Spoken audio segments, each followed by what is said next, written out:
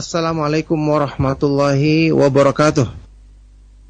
Innal hamdalillah nahmaduhu wa nasta'inuhu wa nastaghfiruh wa na'udzu billahi min shururi anfusina wa min sayyiati a'malina. May yahdihillahu fala mudilla lahu wa may yudlil fala hadiyalah. Wa asyhadu an la ilaha illallah wahdahu la syarika lah wa asyhadu anna Muhammadan abduhu wa rasuluh. Ya ayyuhalladzina amanu taqullaha haqqa tuqatih wa la tamutunna illa wa antum muslimun. Ya ayyuhan nasu taqu rabbakumul ladzi khalaqakum min nafsin wahidah wa khalaqa minha zawjaha wa batha minhuma rijalan katsiran wa nisaa'a. Wattaqullaha alladzi tasaaluna bihi wal arham innallaha kana 'alaikum raqiba. Ya ayyuhalladzina amanu taqullaha wa qulu qawlan sadida yuslih lakum a'malakum wa yaghfir lakum dhunubakum wa may yuti'illaha wa rasulahu faqad faza fawzan 'azima. Amma ba'du fa inna asdaqal hadits kitabullah wa khairul huda huda Muhammadin sallallahu alaihi wa alihi wasallam wa syarrul umuri muhdatsatuha wa kullu muhdatsatin bid'ah wa kullu bid'atin dhalalah wa kullu dhalalatin finnar wa ba'du.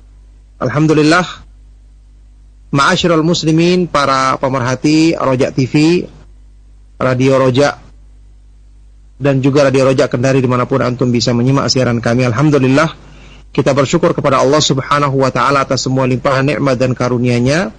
Di pagi hari yang berbahagia ini kita dipertemukan kembali di dalam majelis ilmu yang mulia, di dalam lanjutan pembahasan kita mengkaji kitab yang sangat bermanfaat, tulisan Al-Imam Al-Allamah Syamsuddin Abu Abdillah Ibnu Qayyim Al-Jauziyah rahimahullah ta'ala di pembahasan Al-Ilmu Fadluhu wa Syarafuhu, ilmu, keutamaan dan kemuliaannya, yang merupakan petikan dari kitab beliau Miftahu Dari Sa'adah. Saat ini kita masih di pembahasan tentang aujuhu tafdilil ilmi, segi-segi keutamaan dan kemuliaan ilmu. Sekarang kita sampai al-wajhu tsani wasittun, segi yang ke-62. Al-hidayatu hiyal ilmu bil haqq. Hidayah itu adalah ilmu tentang kebenaran. Kita mengetahui kebenaran, itulah hidayah. Ya, kita mengetahui tentu dengan benar, kemudian dengan sebab itu Allah Subhanahu wa ta'ala membukakan hati kita untuk mengikuti kebenaran tersebut. Jadi hidayah adalah ilmu atau mengetahui kebenaran.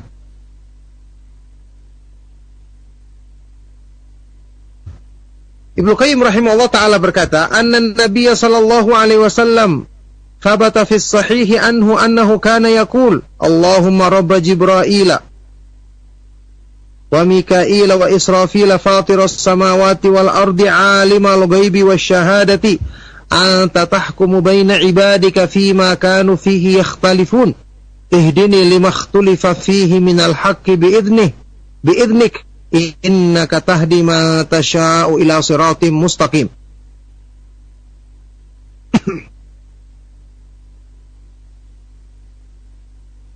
Bahwa Nabi sallallahu alaihi wasallam di dalam hadis yang sahih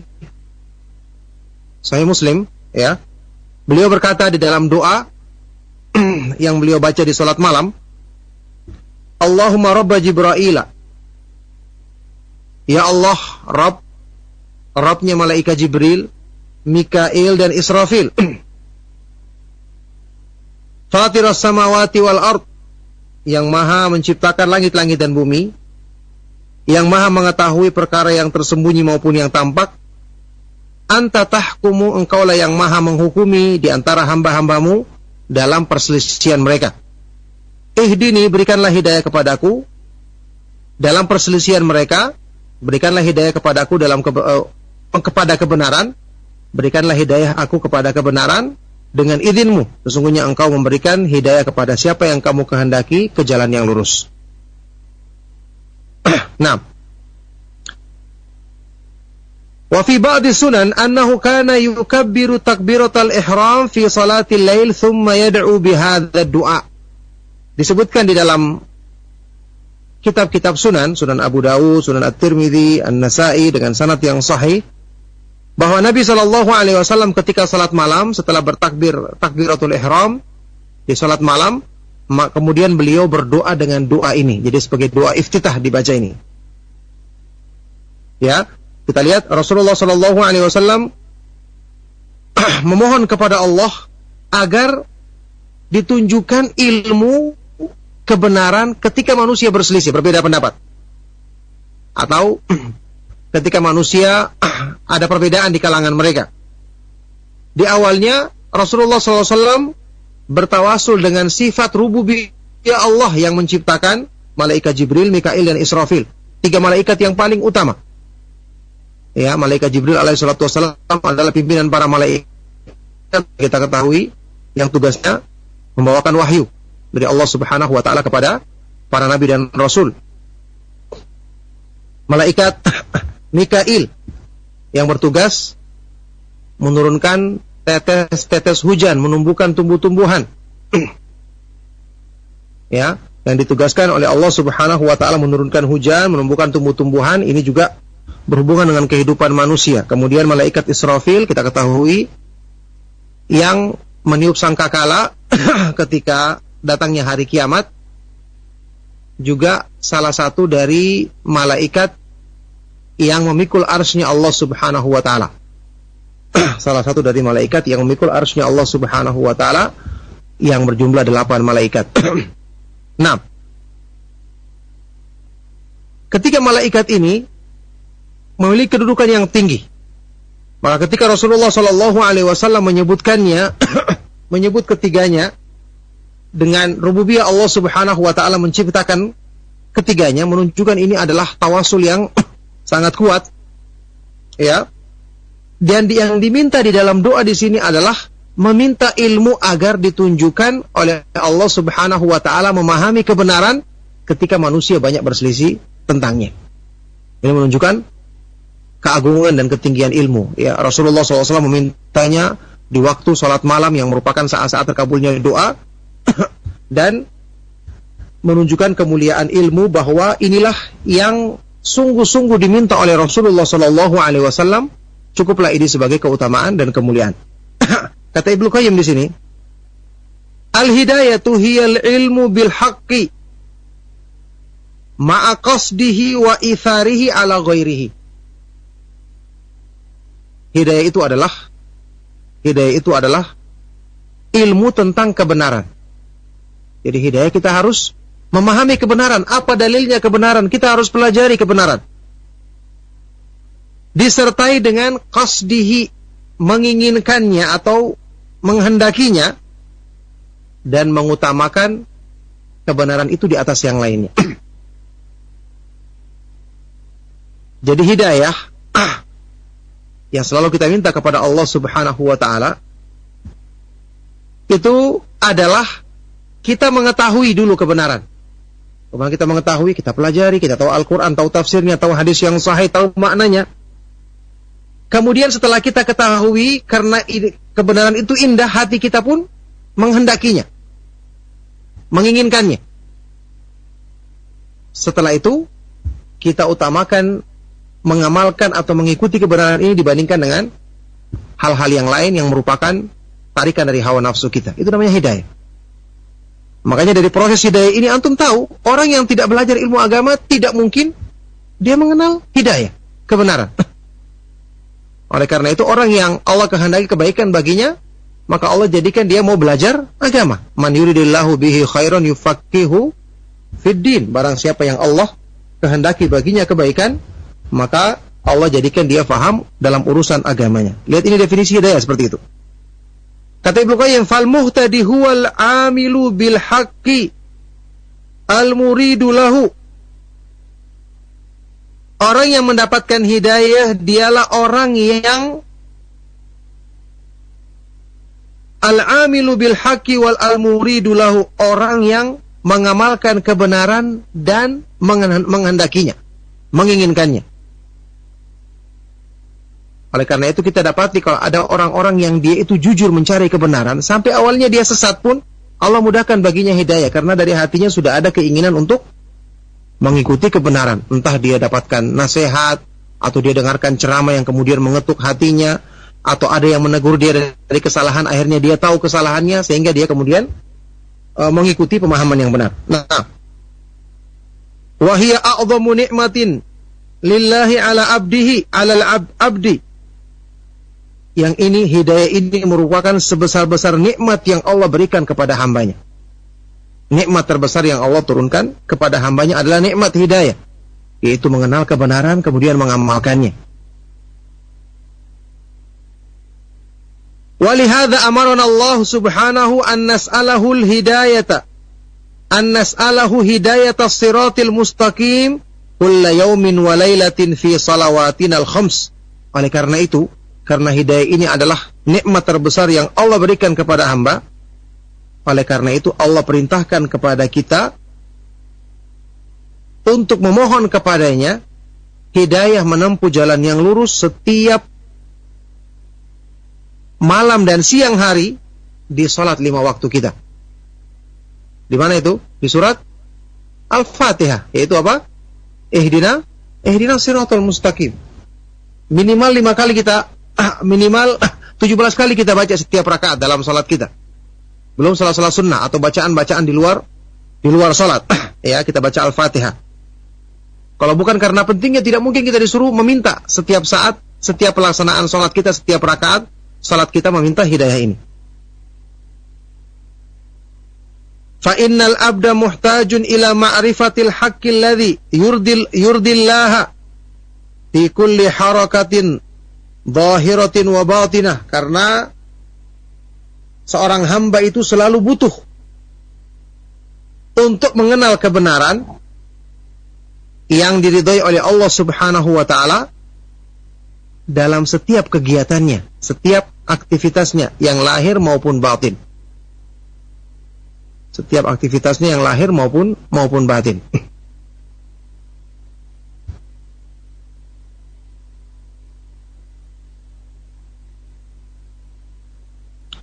فَإِذَا عَرَفَهَا فَهُوَ مُحْتَاجٌ إِلَى مَنْ يُلْهِمُهُ قَصْدَ الْحَقِّ.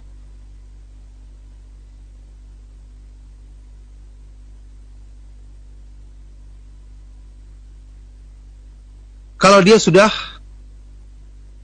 mengetahui kebenaran,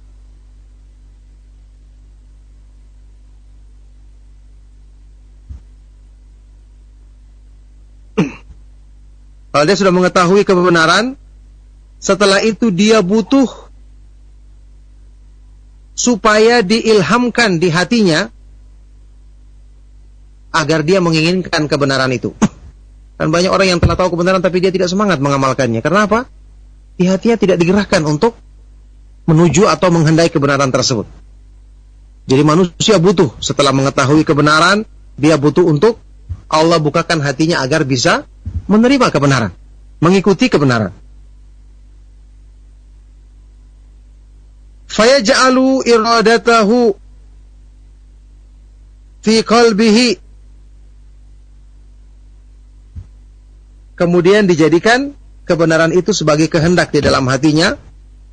Thumma ila man yuqaddiruhu ala fi'lih. Setelah itu dia butuh kepada Allah yang memberikan kekuatan agar bisa mengamalkannya. Jadi itulah urutan hidayah. Ada orang yang mengetahui kebenaran, dia sudah inginkan di dalam hatinya, ternyata dia tidak mampu mengamalkannya. Ya, meskipun dia tidak tercela, tapi juga tentu tidak sesempurna orang yang mengamalkannya. Ya, jadi dia butuh agar dikuatkan oleh Allah Subhanahu wa ta'ala bisa mengamalkan kebenaran tersebut. Jadi semua urutan-urutan ini ya diawali dengan menuntut ilmu. Makanya ilmu itu adalah pembuka hidayah. Sudah pernah kita sebutkan, ketika iblis ingin menghalangi manusia dari jalan Allah Subhanahu wa ta'ala, jalan pertama yang ditempuhnya apa? Menghalangi manusia dari menuntut ilmu. Itu seperti pernyataan Imam Ibnul Jauzi dalam kitab Talbis Iblis, wa'lam anna awwala talbisi iblisa 'alan nasi sadduhum 'anil ilmi. Ketahuilah bahwa talbis, pengkaburan pertama atau perangkap pertama yang dipasang oleh iblis untuk menghalangi manusia dari jalan Allah adalah menghalangi mereka dari ilmu. Itu perangkap pertama. Baik. Kata beliau, wa ma'lumun anna ma yajhaluhu al-'abdu adhafi ma ya'lamuh wa anna kulla ma ya'lamuhu annahu haqqun la yutawi'uhu nafsuhu ala iradatihi walau la iradatuhu la ajiza an kathirin minhu fahuwa muttarrun kulla waqtin ila hidayatin tata'allaku bil madhi wal bil hali wal mustaqbal. Dan sudah kita ketahui, sudah dimaklumi bahwa hal-hal yang tidak diketahui oleh hamba itu berlipat-lipat melebihi hal-hal yang diketahuinya. Dalam kehidupan lebih banyak yang kita jahil daripada yang kita ketahui. Ini maklum. Banyak hal-hal yang tidak kita ketahui. Kemudian, dan bahwa semua yang diketahui oleh hamba, bahwa itu adalah kebenaran, nafsunya tidak menurutinya untuk bisa menghendaki kebenaran tersebut. Sekarang banyak kebenaran yang kita kenal, banyak kebaikan-kebaikan yang kita ketahui, tapi tertahan karena nafsu kita tidak menggerakkan keinginan kita agar bisa menghendaki kebenaran tersebut. Banyak. Contoh saja, kita tahu rajin membaca Al-Quran, rajin berzikir, itu adalah kebaikan. Tapi kita lebih sering lalai. Kalaupun kita baca Al-Quran lebih banyak, kita gunakan untuk waktu yang lain. Kalau masalah perbandingannya, kita mengetahui keutamaan salat malam, salat tahajud, tapi kita juga lebih sering lalainya. Padahal kita mengetahui keutamaannya. Jadi, nafsu kita tidak mendukung untuk menumbuhkan keinginan melaksanakan kebaikan tersebut. Ini juga terdapat pada diri manusia. Ya. Walau la iradatuhu la ajiza an kathirin minhu. Kalau bukan karena kehendak di hatinya manusia, tidak mampu melaksanakan kebanyakan dari hal-hal yang baik tersebut. Oleh karena itu berarti apa? Manusia itu muttarun, sangat butuh di setiap waktunya kepada hidayah. Sangat butuh di setiap waktu kepada hidayah yang berkaitan dengan hal-hal yang lalu, hal-hal yang saat ini, yang sekarang, dan hal-hal yang akan datang, yang berkaitan dengan masa lalunya, masa sekarang, dan masa yang akan datang. Tapi kira-kira contoh kita butuh hidayah kepada perkara-perkara yang telah lalu. Apa contohnya kira-kira? Di waktu yang lalu kita pernah berbuat maksiat apa tidak? Pernah. Untuk menghilangkan bekas-bekas maksiat kita butuh apa? Kita butuh apa? Butuh bertobat. Supaya hilang bekas-bekasnya maksiat. Jadi yang lalu tidak hanya berlalu begitu saja. Kita butuh bertobat dan beristighfar kepadanya. Maka kita butuh hidayah di sini. Setelah kita belajar agama, kita tahu, oh ternyata orang beristighfar itu bisa menghapuskan dosa-dosa yang lalu asal sungguh-sungguh kita beristighfar, ikhlas, memenuhi syarat-syarat tobat yang nasuh, yang sungguh-sungguh. Ya, kita butuh hidayah. Hidayah ini dimulai dengan ilmu, belajar ilmu agama, yang berhubungan dengan hal-hal yang sedang kita alami saat ini, masa sekarang, yaitu hidayah agar bisa mengamalkan hal-hal yang sudah kita ketahui, hidayah agar kita bisa mempelajari, menuntut ilmu kembali, menghilangkan kejahilan kita, kemudian bisa mengamalkannya. Untuk hal-hal yang akan datang kita butuh hidayah untuk istiqomah di atas kebenaran sampai di akhir hayat kita. 6. Dan kata beliau di sini, wa ammal madhi fa huwa muhtajun ila muhasabati nafsihi alaih wa hal waqa'a 'ala as-sadad fa yashkurullaha alaihi wa yastadimahu يشكر الله عليه ويستديمه أم خرج فيه عن الحق فيتوب إلى الله تعالى منه ويستغفره ويعزم على ألا يعود. Dibawakan di sini, adapun berkenaan dengan masa yang lalu, hamba itu butuh untuk selalu mengoreksi dirinya dari hal-hal yang telah lalu. Introspeksi dirinya. Apakah selama ini dia selalu melakukan dengan baik, mengamalkan kebenaran dengan baik, sehingga dia mensyukuri nikmat Allah dan memohon agar ditetapkan dalam kebaikan tersebut. Ya, ini untuk hal-hal yang lalu. Atau apakah dia selama ini justru keluar dari kebenaran supaya dia bertobat kepada Allah dan memohon ampun kepadanya, beristighfar, dan bertekad untuk tidak mengulanginya lagi. Ini hidayah dengan hal-hal yang lalu. Wa amma hidayatu fil hal, adapun hidayah untuk di masa sekarang, fahuwa matlubatun minhu, fahiya matlubatun minhu. Maka ini jelas dibutuhkan. Fa innahu ibnu waqtihi, karena dia sedang berada di masa sekarang ini. Dia sedang menjalani masa ini. Kita sekarang sedang berada di waktu sekarang. Ya, al-hal, keadaan kita saat ini. Fayahtaju an ya'lama hukma ma huwa mutalabbisun bihi minal af'ali, hal huwa shawabun am khata'. Maka hamba itu butuh untuk mengetahui hukum apa yang dia sedang kerjakan sekarang, apakah itu benar atau salah. Ya, kita sekarang sedang menuntut ilmu. Setelah kita mengetahui ini adalah kebenaran, ya, dan kita sedang menjalani saat ini menuntut ilmu karena kita meyakini dan setelah kita pelajari bahwa ini adalah besar keutamaannya, besar manfaatnya, dan kita butuhkan untuk kebaikan diri kita. Wa ammal mustaqbalu fahajatuhu fihi ila al-hidayati adhhar liyakuna sayruhu 'ala at-tariq. Adapun di masa yang akan datang,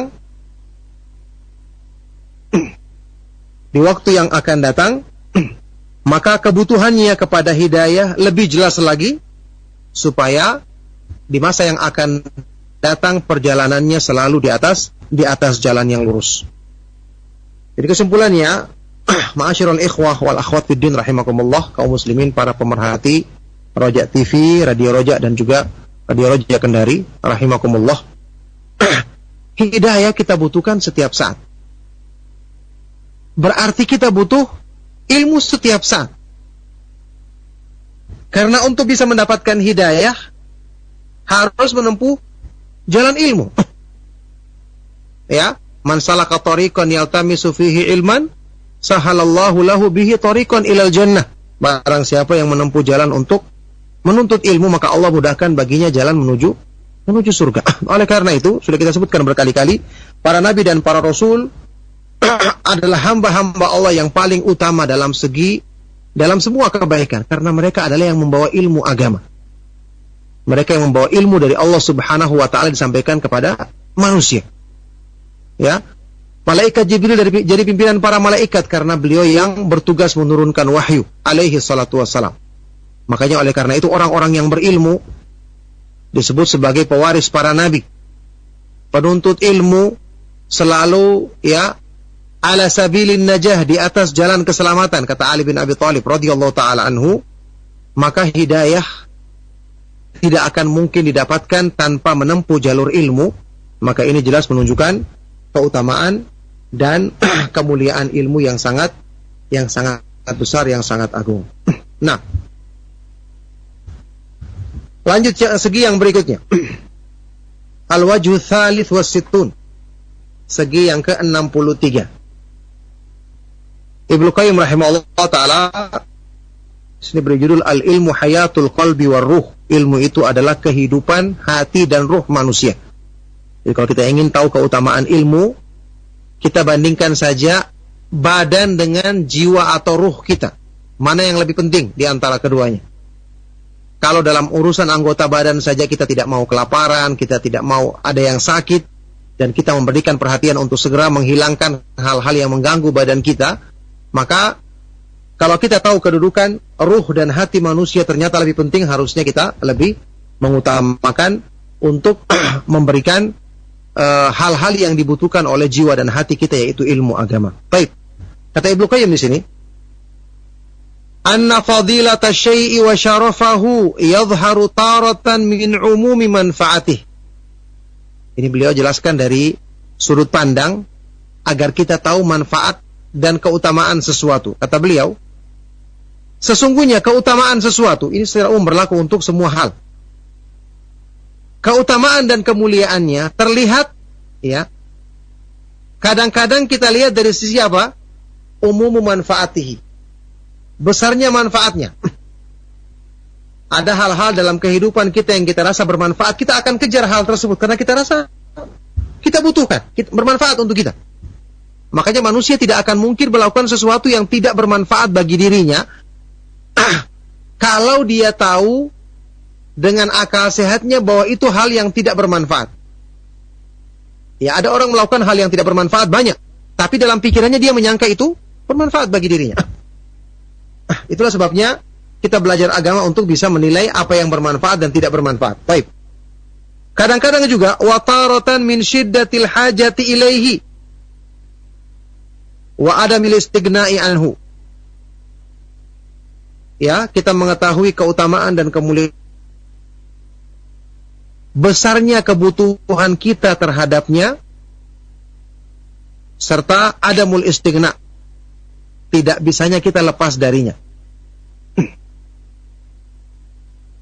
Tidak bisa kita lepas darinya.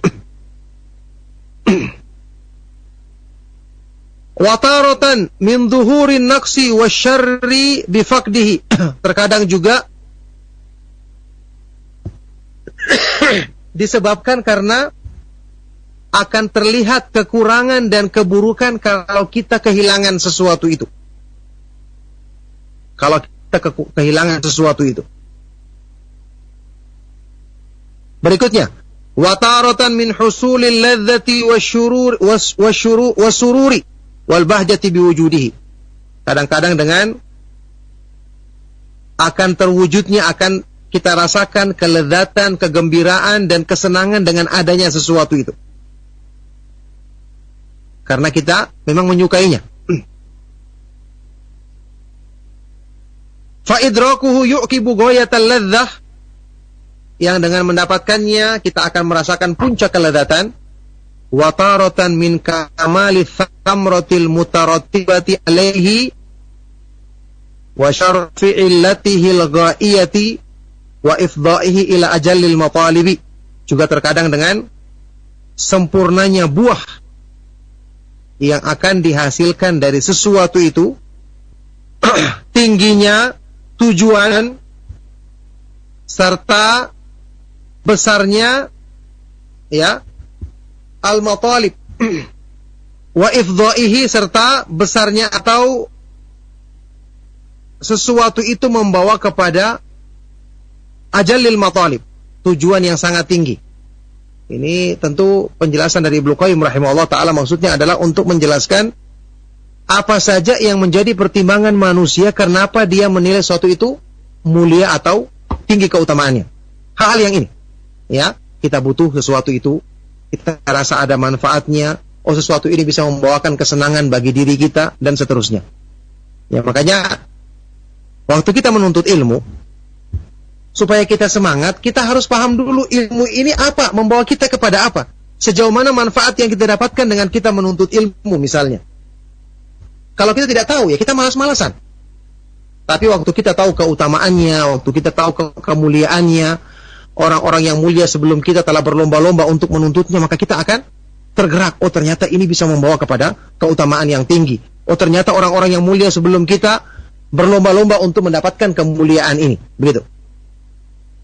Kata Ibnu Qayyim, wa hadhil wujuhu wa nahwuha tansha'u wa tadhharu min muta'alliqihi. فإذا كان في نفسه كمالا وشرفا بقطع النظر عن متعلقاته جمع جهات الشرف والفضل في نفسه ومتعلقاته. Maka semua segi pertimbangan ini, kata beliau, semua segi pertimbangan ini tansya'u, akan terlihat, akan muncul dan terlihat min muta'alliqihi, dari sesuatu yang berhubungan dengannya. Ya. Karena kalau sesuatu itu sempurna dan mulia pada dirinya, maka dia akan menghimpunkan semua sisi-sisi kemuliaan dan keutamaan tersebut pada dirinya ataupun hal-hal yang berhubungan dengannya. Makanya ilmu itu kita butuhkan karena dia kehidupan hati kita. Dengan ilmu hidup kita menjadi indah, berarti membawa kita kepada kesenangan, kepada kegembiraan. Kehilangan ilmu menjadi kita menderita, menjadikan batin kita kosong dari iman, menjadikan kita jauh dari Allah, berarti membawa kepada puncak keburukan. Berarti ilmu sesuatu yang sangat tinggi kemuliaannya. Maka dengan sebab ini berarti ilmu itu sempurna pada dirinya dan hal-hal yang berhubungan dengannya juga akan sempurna. Manusia menuntut ilmu, dia jadi sempurna. Sebab-sebab untuk menuntut ilmu, keutamaannya besar. Ya, hal-hal yang berhubungan dengan ilmu, ya ini membenarkan iman, membenarkan amal-amal soleh kita, membenarkan ikhlas kita juga menjadi sesuatu yang tinggi dan nilainya utama di sisi Allah Subhanahu wa taala. Nah, kata Ibnu Qayyim selanjutnya,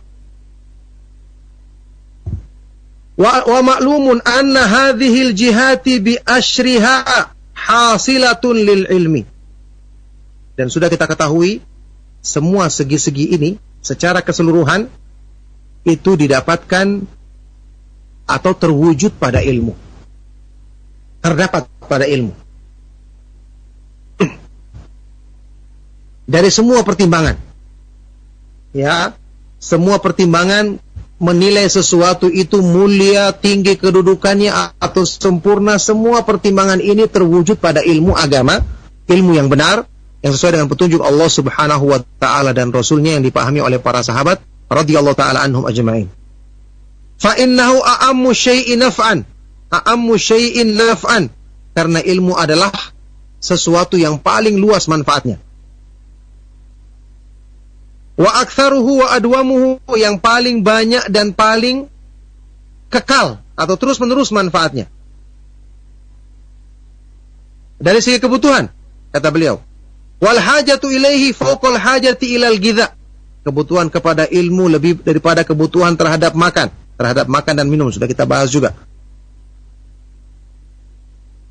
Bahkan bal fawqal hajati ila tanafus, melebihi kebutuhan kita kepada bernafas. Bayangkan, kenapa? Nafas, orang terhenti nafasnya beberapa saat, paling-paling ujungnya mati. Badannya yang mati, insya Allah dia selamat kalau dia punya iman. Tapi kalau terhenti ilmu, terhenti asupan iman pada hatinya, itu binasanya dunia akhirat. Na'udzubillahi min dzalik. Nah, idh ghayatu ma yutasawwaru min faqdihi ma faqdu hayatil jismi. Karena maksimal yang bisa kita bayangkan orang yang tidak makan atau tidak bernafas, paling-paling kehilangan kehidupan tubuhnya, ya ini mati badannya. Amma faqdul ilmi fa fihi faqdu hayatil qalbi war ruh. Adapun terputusnya ilmu berarti hilangnya kehidupan hati dan ruh manusia. Fala gina alil abdi anhu tarfata ainin, sehingga manusia tidak bisa lepas dari ilmu meskipun cuma sekejap mata. Walihada idza fukida minasy-syakhsi kana syarran minal hamir. Oleh karena itu kalau manusia kehilangan ilmu, maka kedudukannya lebih buruk daripada keledai. Bal kana syarran minad dawabi indallah, bahkan dia lebih buruk dari semua binatang di sisi Allah. Wala syai'a anqasu minhu hina idzin, dan tidak ada sesuatu pun yang lebih buruk darinya ketika itu. Itulah ilmu agama. Ya Allah Al-Quran, inna syarrad dawabi indahi as-summu al-bukmu alladzina la ya'qilun. Ya, sesungguhnya buruk-buruk binatang melata di sisi Allah, yang seburuk-buruk manusia adalah orang-orang yang tuli, yakni tidak bisa mendengarkan ilmu. Al-bukmu, orang-orang yang bisu, tidak bisa mengucapkan ilmu dan tidak bisa memahami ilmu. Itu keadaan seburuk-buruk manusia disebutkan di dalam Al-Quran. Jadi beginilah keadaannya orang-orang yang tidak mengisi hidupnya dengan ilmu, keadaannya lebih buruk dari semua makhluk. Na'udzubillah min dzalik. Wa amma husulul ladzati wal bahjati biwujudihi fali'annahu kamalun fi nafsihi wa huwa mulaimatun wa huwa mulaimun ghayatal mulaamati lin nufus. Adapun ya, ilmu itu bisa mendatangkan kelezatan dan kegembiraan. Karena apa? Karena ilmu itu adalah kesempurnaan pada dirinya. Ilmu itu sempurna. Kenapa sempurna? Yang menurunkannya siapa? Allah Subhanahu wa ta'ala yang maha sempurna sifat-sifatnya. Ini ilmu turun dengan ilmu dari Allah Subhanahu wa ta'ala yang maha sempurna. Makanya diturunkan kepada hambanya yang sempurna, yaitu Nabi Muhammad SAW. Dibawa oleh malaikatnya yang paling tinggi kedudukannya, yaitu malaikat Jibril alaihi salatu wassalam. Oleh karena itu yang mempelajarinya hanyalah hamba-hamba yang punya kedudukan yang tinggi. Nah, jadi ilmu itu sempurna pada dirinya dan sesuai dengan jiwa manusia dengan sebenar-benarnya kesesuaian. Kita bisa bayangkan saja, ilmu yang menurunkannya adalah Allah Subhanahu wa ta'ala. Jiwa kita yang menciptakannya Allah Subhanahu wa ta'ala. Pasti yang menciptakan lebih tahu tentang cara untuk memperbaiki ciptaannya.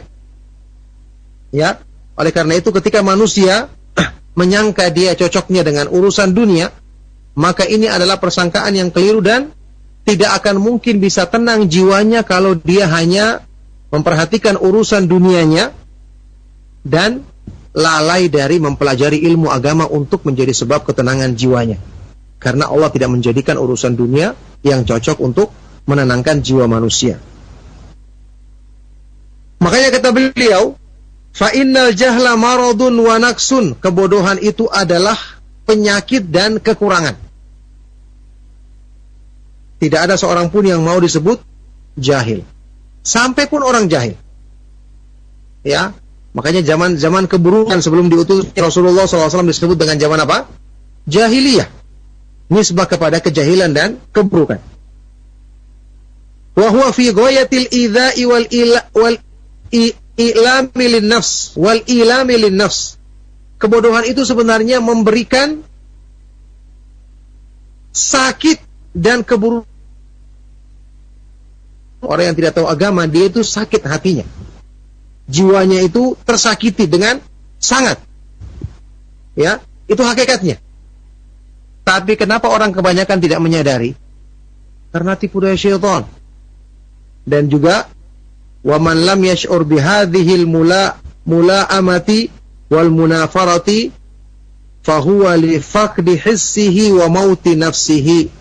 Maka barang siapa yang tidak bisa merasakan ilmu itu sesuai dengan hati, cocok dengan hati, mendatangkan ketenangan bagi jiwa, atau kejahilan itu ternyata sangat buruk, sangat menyakitkan hati.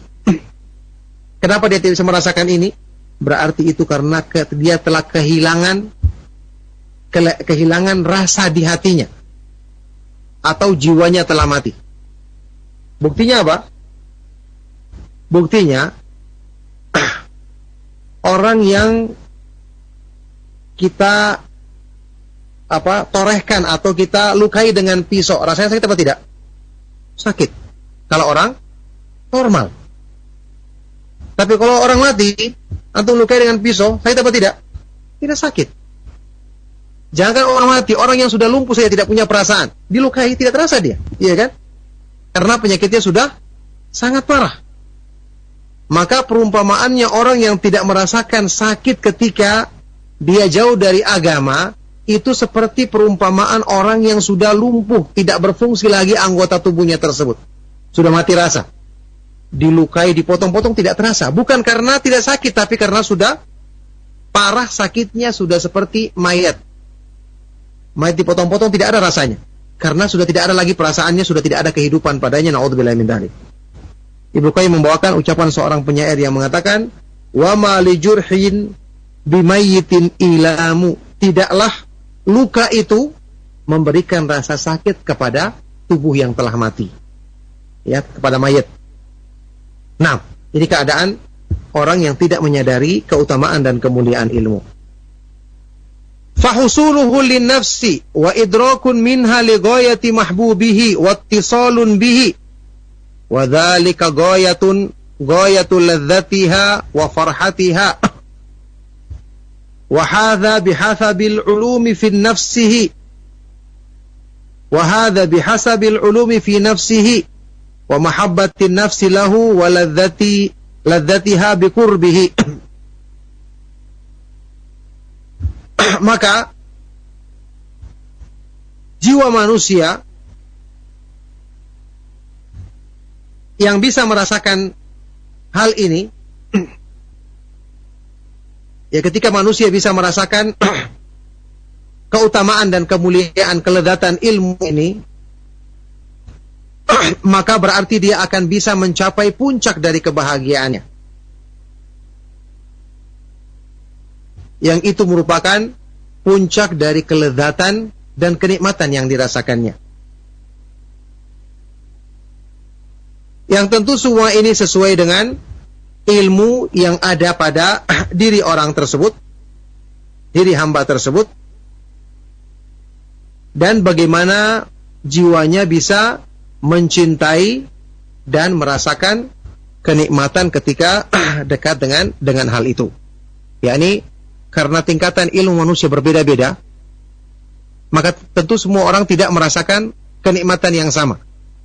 Semakin bersih hatinya, semakin sehat jiwanya, maka keutamaan dan kemuliaan ilmu pun, yakni rasa lezat ketika dia mempelajari dan mengamalkan ilmu pun semakin besar dibandingkan orang yang tidak seperti itu keadaannya. Kan sudah pernah kita nukilkan pernyataan sebagian dari ulama terdahulu yang menggambarkan tentang nikmatnya ilmu, sampai-sampai kenikmatan yang dirasakan oleh para raja dengan kekuasaan dan kemewahan yang mereka miliki tidak ada bandingannya. Para ulama ini tidak kelihatan, tapi mereka rasakan di dalam hatinya yang itu puncak dari semua kenikmatan yang melebihi kenikmatan dunia lainnya. Ya, sebagian dari ulama salaf ada yang mengatakan, "Lau alimal muluku wa abnaul muluki ma nahnu fihi lajaladuna alaihi bisuyufihim."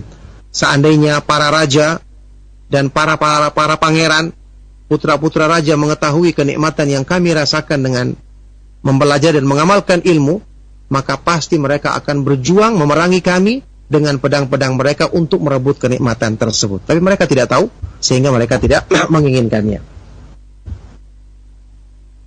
Wal ulumu wal ma'lumatu mutafawitatun fi dzalika a'dhamat tafawuti wa abyanahu.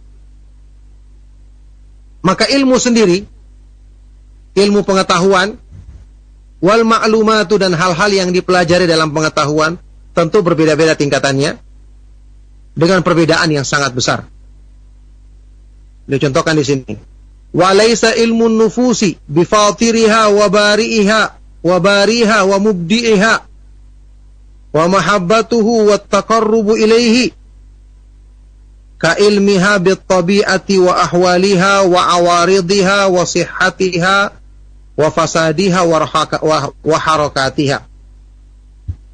Maka misalnya ilmu tentang, ya, pengetahuan seseorang tentang penciptanya, tentang Allah Subhanahu wa taala. Tentang penciptanya, tentang yang maha kuasa mengaturnya, menciptakan dirinya, kecintaannya kepada Allah, ilmu tentang bagaimana mendekatkan diri kepada Allah dengan benar, ini tentu beda dengan ilmu tentang, kita pelajari tentang alam semesta beserta isinya, tentang alam ini, ya, tentang keadaannya, tentang hal-hal yang berhubungan dengan sebab-sebab yang memperbaikinya atau merusaknya. Beda.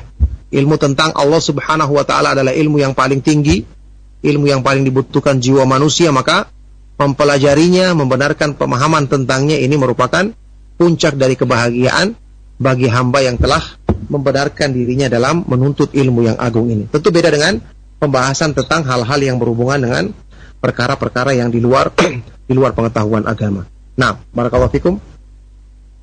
Sampai di segi yang ke-36. Cukup sampai di sini insyaallah. Kajian kita di kesempatan pagi hari ini Ini penjelasan yang berhubungan dengan segi keutamaan ilmu dari keterangan Ibnu Qayyim rahimahullah ta'ala ditinjau dari sisi kebutuhan kita terhadap perkara-perkara yang berhubungan dengan urusan dunia kita. Ternyata segala sesuatu yang merupakan segi keutamaan dan kemuliaan itu ada pada ilmu agama yang diturunkan oleh Allah Subhanahu wa ta'ala kepada Nabi kita yang mulia, Nabi Muhammad sallallahu alaihi wasallam. Demikianlah kajian kita di kesempatan pagi hari ini, semoga bermanfaat dan menjadi sebab kebaikan bagi kita semua. Kita beri waktu bagi antum yang ingin bertanya di sisa waktu yang masih ada. Sallallahu wasallam mubarak ala nabiyina Muhammad wa ala alihi wa sahbihi wa man tabi'ahum bi ihsan ila yaumiddin walhamdulillahi rabbil alamin. Tafadhal, silakan. Nah, Ustaz, jazakallahu khairan Ustaz, barakallahu fiik atas materi yang telah disampaikan Ustaz di kesempatan pagi hari ini. Dan ikhwatal Islam azani Allah wa iyyakum. Untuk berikutnya kembali kita akan angkat sesi interaktif soal jawab. Dan untuk yang pertama kami angkat pertanyaan melalui telepon di 0218236543. Silakan. Halo, assalamualaikum. Waalaikumsalam warahmatullahi wabarakatuh. Dengan siapa Bapak dan berada di mana? Dengan Kadaan dari Cianjur. Ya, silakan Pak Kadaan.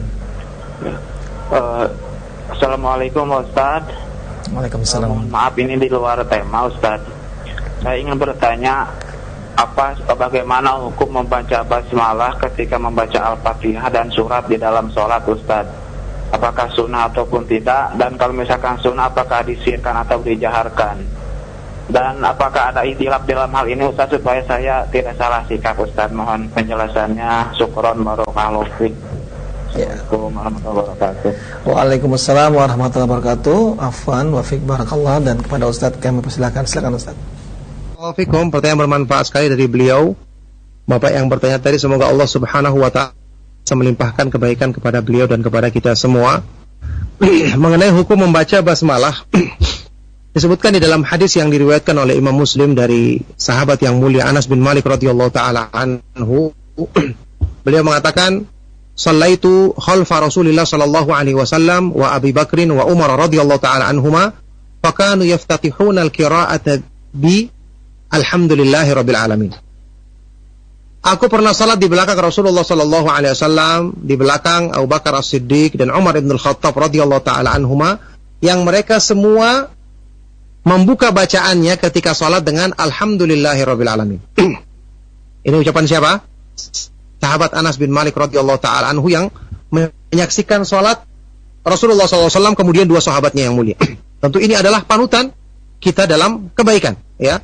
Salatnya Rasulullah sallallahu alaihi wasallam, apalagi salatnya Abu Bakar. Kemudian setelah itu salatnya Abu Bakar As-Siddiq dan Umar ibn Al-Khattab radhiyallahu taala anhuma. Baik. Dari sini jelas Rasulullah sallallahu alaihi wasallam ketika salat menjadi imam, beliau menjaharkan suara dengan langsung membaca alhamdulillahirabbil alamin. Ya. Dan waktu membaca surat Al-Fatihah. Karena pertanyaannya, bagaimana dengan hukumnya membaca basmalah? Ya. Basmalah sendiri atau bismillahirrahmanirrahim disebutkan oleh para ulama bahwa dia adalah termasuk ayat di dalam Al-Quran, tapi bukan termasuk surat, kecuali yang disebutkan di surat An-Naml, ya, innahu bismillahirrahmanirrahim, waktu suratnya Nabi Sulaiman alaihissalatu wassalam kepada Bilqis. Itu karena dalam Al-Quran dia. Adapun basmalah yang di setiap awal surat, kecuali di surat At-Taubah tidak ada basmalah di awalnya, itu adalah termasuk ayat Al-Quran, tapi bukan termasuk surat. Dia ayat tersendiri. Ayat tersendiri. Hukum dalam masalah membaca basmalah ini diperselisihkan oleh para ulama. Ya, pendapat yang terkuat insyaallah, tetap kita wajib membacanya di awal setiap surat. Adapun kalau kita baca ayat di tengah-tengah, tidak wajib kita baca. Kita cukup baca ta'awudz saja. A'udzubillahi minasyaitonirrajim.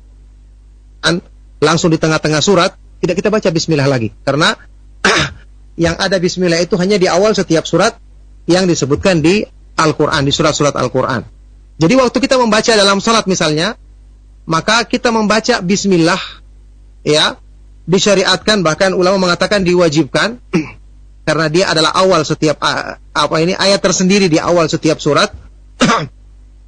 Tapi tidak dijaharkan suaranya, sesuai dengan petunjuk Nabi SAW, petunjuknya Abu Bakar As-Siddiq dan Umar ibn Al-Khattab radhiyallahu taala anhuma. Jadi kita baca, tapi suaranya tidak tidak dijaharkan, tapi disirkan waktu kita melaksanakan sholat berjamaah yang isya, maghrib, sholat subuh, sholat maghrib dan sholat isya. Nah, barakallahu fikum. Nah, Ustaz, wafik barakallah Ustaz, jazakallah khairan atas jawaban yang telah Anda sampaikan Ustaz. Demikian jawaban untuk Pak Keadaan di Cianjur, mudah-mudahan dapat difahami dengan baik dan benar. Untuk pertanyaan berikut Ustaz dari pendengar kita di Jakarta dengan Ummu Hanif melalui pesan singkat di 0819 896543, beliau bertanya, Ustaz, jika seorang suami yang berpendapat belajar ilmu dunia lebih utama agar lebih unggul dari orang-orang kafir, karena ilmu agama dapat didapatkan jika Allah memberikan kemudahan kepadanya, bagaimanakah memberikan penjelasan atau alasan yang tepat kalau belajar ilmu dunia juga diimbangi dengan belajar ilmu agama, Ustaz? Silakan Ustaz. Iya, barakallahu fikum. Kalau ada suami yang berpendapat seperti ini atau siapa saja, kita mau bilang apa? Karena itu pendapat dari pikirannya, tidak ada dasarnya, tidak ada dukungannya. Terus ketika dia mengatakan belajar ilmu dunia lebih penting, ya. Sekarang kita katakan untuk kemajuan, ya, katanya untuk lebih kita lebih maju daripada orang-orang kafir, ya. Kemajuan apa yang diharapkan? Dulu Rasulullah SAW dan para sahabat, mereka yang punya kemajuan bisa menundukkan banyak negeri-negeri kafir, itu bukan dengan ilmu dunia mereka dapatkan, tapi dengan ilmu agama, dengan pertolongan dari Allah Subhanahu wa taala. Ilmu dunia itu akan dituntun, akan dibimbing kita untuk bisa mempelajarinya dengan benar dan menghindari keburukannya kalau kita punya dasar agama terlebih dahulu. Orang yang berpendapat seperti ini juga, orang yang berpendapat seperti ini dulu, apakah dia punya pemahaman agama atau tidak? Ya, orang yang mengatakan lebih utama kita mempelajari ilmu akhirat dulu, ilmu dunia dulu dibandingkan ilmu agama, kita katakan kalau dia hanya punya ilmu dunia, tidak punya ilmu agama, maka jadinya dia seperti orang-orang yang saat ini dikenal dengan keilmuan yang tinggi tapi tidak punya agama. Apa manfaatnya dia punya ilmu yang tinggi? Contoh seperti yang dikatakan sebagai tokoh yang jenius, misalnya siapa? Albert Einstein misalnya. Apakah dia kenal agama dengan kepintarannya? Apakah dia kenal Allah Subhanahu wa taala? Apa manfaatnya dikatakan dia jenius, menemukan ini dan itu, kalau ternyata ujung-ujungnya kalau dia tidak beriman, kekal dalam neraka abadi selama-lamanya? Apa manfaatnya kepintaran tersebut? Yang banyak disebutkan dalam pengetahuan kita yang menemukan ini, menemukan itu, merumuskan teori ini dan itu, kan rata-rata banyak orang-orang yang tidak kenal Allah Subhanahu wa taala. Jadi apa gunanya ilmu itu tidak membimbing dia untuk mengenal penciptanya yang akan menyelamatkan dia dalam kehidupan yang kekal abadi? Pendapat seperti ini tidak bisa kita katakan tidak bisa kita paksakan kepada orang, betul. Kalau dia sudah berpendapat, kita mau bilang apa lagi, karena dia bicara dengan hawa nafsunya. Ya. Kemudian ilmu dunia juga, nanti ilmu dunia yang mana yang kita harus dahulukan? Karena bagi orang yang misalnya menyukai ilmu matematika, dia mengatakan ilmu matematika yang paling penting. Berikutnya ada lagi ilmu yang ini mengatakan ilmu yang paling penting. Berikutnya lagi ilmu kesehatan, ini yang paling penting. Semua akan mengatakan seperti itu sesuai dengan keinginan masing-masing, karena tidak ada ukuran dalam masalah ini. Yang kita katakan sebagai sesuatu yang paling penting itu adalah yang bermanfaat untuk dunia akhirat kita, karena ada kehidupan yang kekal abadi di akhirat nanti. Itulah yang menjadi ukuran untuk kita mengatakan sesuatu itu mana yang penting dan yang tidak begitu keadaannya. Nah, barakallahu fikum. Nah, Ustaz, wafik barakallah, jazakallah khairan Ustaz atas jawaban yang telah memberikan Ustaz. Demikian jawaban untuk Ummu Hanif di Jakarta, mudah-mudahan dapat difahami dengan baik dan benar.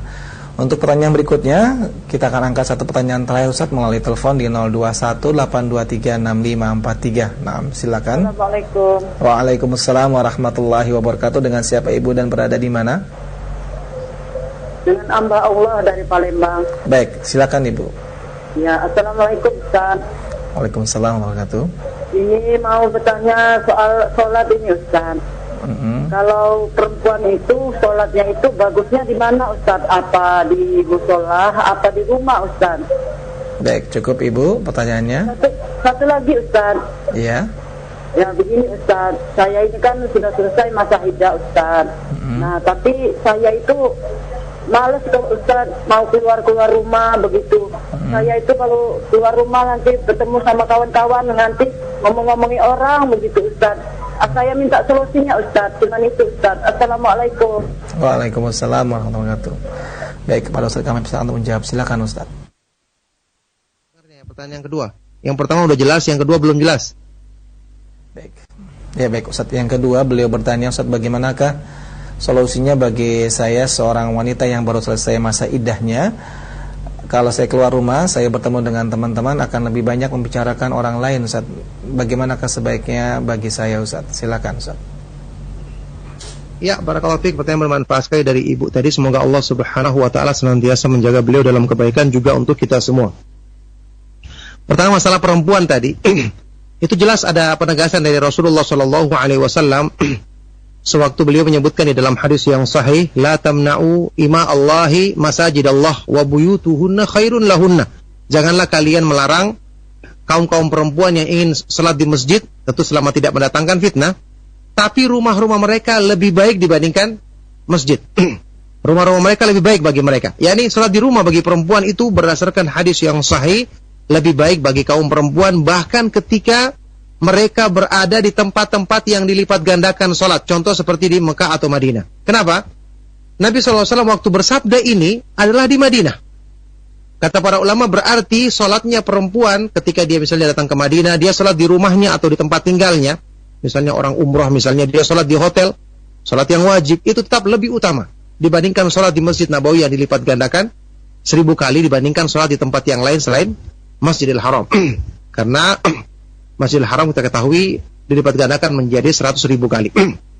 Jadi ini menunjukkan keutamaan perempuan ketika dia di rumahnya lebih utama dia laksanakan sholat di situ untuk sholat yang wajib, ya. Adapun kalau misalnya dia ada keperluan datang ke masjid, ketika misalnya dia mengikuti pengajian, dia laksanakan sholat tahiyatul masjid atau sholat sunnah yang lainnya tidak mengapa, tapi yang paling utama adalah sholat yang dilaksanakan di rumahnya meskipun dia tidak dilarang untuk melaksanakan sholat di masjid selama tidak ada fitnah atau hal-hal yang bisa berpotensi menjadikan pelanggaran agama. Nah, baik, itu yang pertama. Yang kedua, pertanyaannya tadi, apa yang harus dilakukan ketika dia keluar rumah, dia nanti takut membicarakan orang? Ya sudah, hindari pergaulan dengan orang-orang yang mengajak kita kepada hal-hal tersebut. Karena tidak semua orang mengajak kita kepada hal-hal yang menggunjing orang atau membicarakan orang lain. Kan bisa dia cari teman-teman yang baik, yang bisa saling menasihati dalam kebaikan. Bagaimanapun dia butuh kepada orang lain yang akan menasihati dia. Carilah perempuan-perempuan yang beriman, yang soleha, yang mereka bisa menasihati kita dalam kebaikan, atau kita datangi majelis ilmu agama yang mengajarkan Al-Quran dan Sunnah dengan pemahaman salaf, pemahaman para sahabat radhiyallahu ta'ala anhum ajma'in. Kita datangi dan kita berusaha mengambil manfaat bergaul dengan orang-orang yang baik, dan kalau terjadi pembicaraan-pembicaraan seperti ini, kita hindari, kita nasihati diri kita dan mereka agar menjauh dari majelis-majelis atau pembicaraan-pembicaraan seperti itu, karena tidak mendatangkan kebaikan, malah mendatangkan dosa. Na'udzubillah min dzalik. Tapi barakallahu fikum, ini pertanyaan yang terakhir. Mudah-mudahan apa yang kita sampaikan dan juga jawaban-jawaban pertanyaan bermanfaat untuk kebaikan dunia akhirat kita. Mohon maaf atas segala yang salah dan kurang. Kami cukupkan. Sallallahu wasallam wa barak ala nabiyina Muhammad wa ala alihi wa sahbihi wa man tabi'ahum bi ihsan ila yaumiddin walhamdulillahi rabbil alamin. Subhanakallahumma wa bihamdika asyhadu an la ilaha illa anta astaghfiruka wa atubu ilaik. Wassalamualaikum warahmatullahi wabarakatuh.